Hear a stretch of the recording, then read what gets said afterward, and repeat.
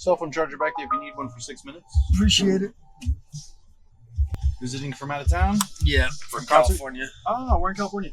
SoCal, Barstow. Barstow. Oh, man, you're way out there. Yeah. Okay, cool. I grew up, this is a 323 number, Hollywood. I'll never give it up. Born and raised California. Born and raised, so I know exactly where Barstow is. Gas station suck. I mean, you know, it's so funny. Like, normally you'd be like, oh, what you doing here? Why don't you go back? But it's Barstow? You should stay in Chicago, man. You don't got to go back. Right? Exactly. Yeah. Sorry, man. They're trying to get me here. What are you, you here for work or for Yeah, here for work. Oh, okay, So, cool. building a SuperBike for Moto America. Moto America, a SuperBike. Yeah, so motorcycles and shit. Yeah, that's awesome. Yeah. Okay. Yeah, so. And so what part of the design process are you in? Building the bike. So you actually physically manufacturing? Yeah, physically building, yeah. So physically okay. manufacturing, physically building, engineering, developing, helping with all that, so. Nice, okay. How do you get into something like that? I mean, were you working in the engineering side of it? Did you go to school for like aerodynamics and so design? I actually started from just being a basic mechanic. I went to MMI. Okay.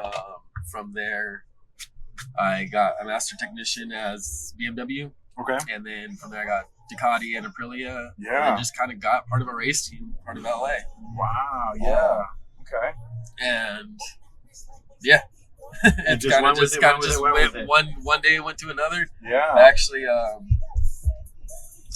fell out of the whole system. For about 2 years. Oh wow. Okay. I went to become a high voltage technician. I work on inverters. Yeah. For like solar fields. Okay. Yeah. Well. Okay. And then a couple of my buddies hit me up, and I kind of got dragged back in. And they're like, "We're making a SuperBike. So what's your CCs? What's your foot power? Right now, 1,000 CCs. 1,000. Okay, so 1,000 is a big horsepower. We don't really play with too much. I mean, right now we're already producing 225 at the wheels. So. That's huge. Yeah. That's huge. Okay. Yeah. So we actually go the other way. We actually restrict the motor. Okay.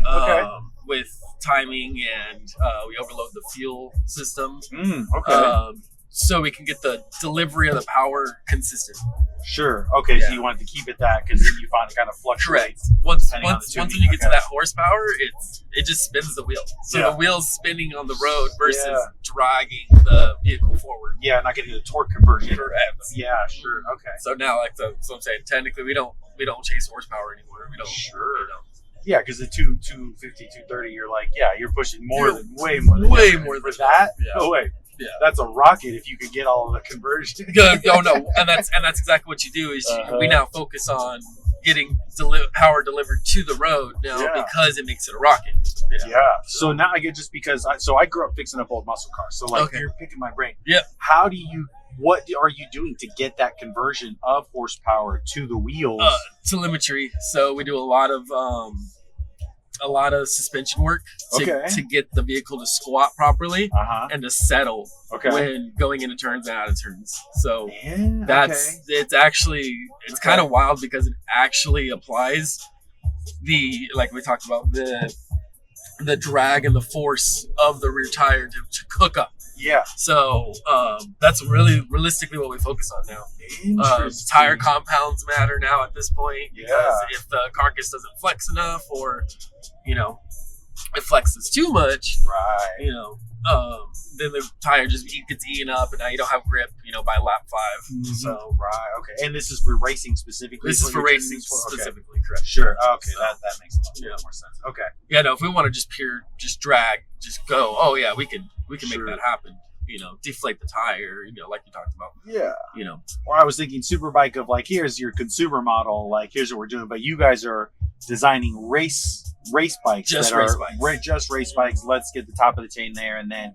So, what's the industry for something like that? Is it you're getting a lot of sponsors? You're getting a lot of sponsorship. I actually work for the guy. He funds it all. It's his project. It's his project. Yeah. Okay. So he's been in it for a couple of years now, and it's just he's all right. His name is Beffrey Jesus or something. No, he is up there. I won't drop his name though, but he is up there with money and stuff. But he's part of a light fighter program. Light Fighter. Okay. Which is the world's fastest electric bike. Okay. So he's part of an engineering team, and he's developing that, and that's their market. They're trying to launch the fastest electric bike. Correct. Yes. Okay. So Now- all right. Okay. And so now that has its own, problems and complications when it comes to trying to keep it on track. Yeah.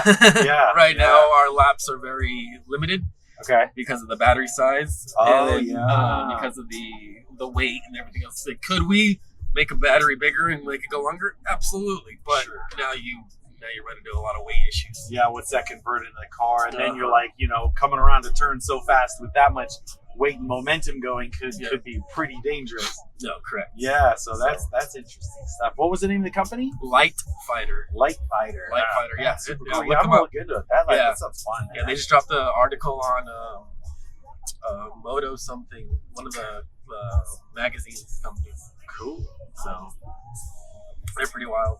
That's cool, man. Well, thanks for letting me pick your Of brain, course, dude. Have a of course, great one. man. It was a good chat. Thank you Yeah. very much for the ride. You have a good day. You too. Thanks.